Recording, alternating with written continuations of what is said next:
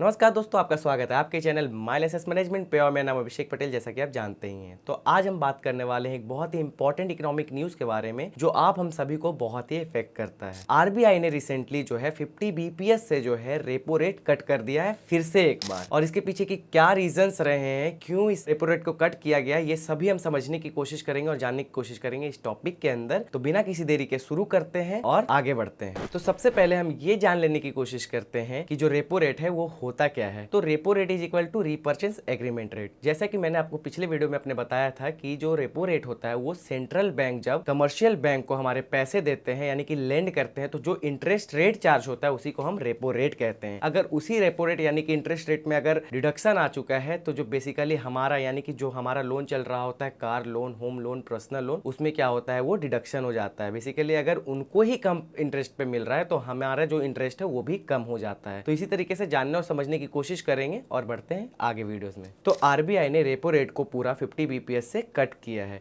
पिछले कई महीनों से बात चल रहा है और आप देख भी रहे होंगे कि जो इन्फ्लेशन है वो काफी हाई चल रहा था, इनकंट्रोलेबल, मतलब कंट्रोल में इन्फ्लेशन नहीं था। लेकिन अभी जो है आप देख सकते हो कि इन्फ्लेशन जो थोड़ा कंट्रोल में आया है, और जब भी इन्फ्लेशन कंट्रोल में आता है तो उस समय आरबीआई क्या करती है, अपना जो रेपो रेट है उसको नीचे यानी कि डिक्रीज कर देती है, जिससे क्या है कि लोग जो है अपना स्पेंडिंग बढ़ा सकते हैं। और ये आरबीआई ने डिसीजन इसलिए लिया है ताकि जो मार्केट है वो बूस्टअप हो सके, यानी कि लोग जो अपना स्पेंडिंग बढ़ा सके और मार्केट इकोनॉमिक ग्रोथ कर सके। तो इसलिए जो है आरबीआई ने रेपो रेट को कट किया है। और भी इसके पीछे जो जितने भी चीजें हैं उसे हम समझने की कोशिश करते हैं बिना देरी के। तो इस टाइम पे जो है आरबीआई उनका पूरा फोकस जो है सिर्फ और सिर्फ ग्रोथ पे है। कोविड के बाद हमने देखा कि मार्केट को बहुत रिकवरी की जरूरत थी, लेकिन अब भी अगर देखा जाए तो ग्लोबली बहुत ही रिसेशन का डर है अभी भी। तो आरबीआई ने क्या सोचा कि अपने मॉनेटरी पॉलिसी के थ्रू जो है इकोनॉमी को क्यों ना एक सपोर्ट दिया जाए ताकि मार्केट जो है बूस्टअप हो सके और एक अच्छे तरीके से ग्रोथ कर सके। एक अच्छे ग्रोथ होने के बाद क्या हमारा जीडीपी उतना ही स्ट्रांग होगा और इससे क्या है देश आगे बढ़ेगा। तो इसीलिए आरबीआई ने एक स्ट्रांग जो है फैसला लिया, या फिर ये बोलिए आप डिसीजन लिया है। तो इससे होता क्या है कि कंजप्शन जो होता है वो इंक्रीज हो जाता है। जो हमारा कंजप्शन है, जैसे कि मैंने आपको पिछले वीडियो में बताया था जब इन्फ्लेशन के बारे में बता रहा था या फिर रेपो रेट के बारे में बता रहा था, मैं बताया था आपको एक एग्जांपल देके कि एक जो भी पर्सन ए है वो क्या करते हैं कि वो बाइक खरीदने जाते हैं। जब भी इन्फ्लेशन इंक्रीज होता है या फिर रेपो रेट इंक्रीज होता है तो वो क्या करते हैं, वहां पे रुक जाते हैं कि यार ईएमआई जो है बहुत ही इंटरेस्ट बहुत ही ज्यादा लग रहा है। क्यों?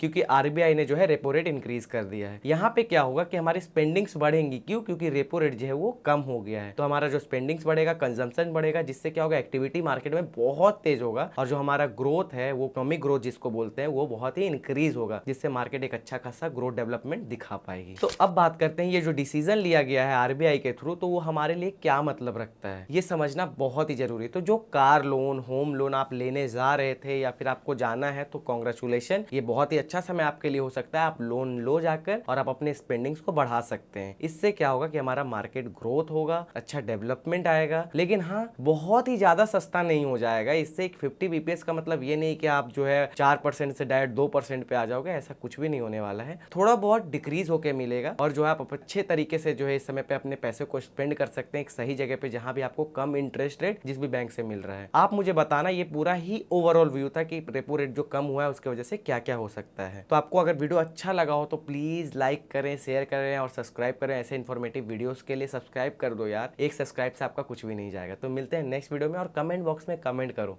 तब तक के लिए बाय।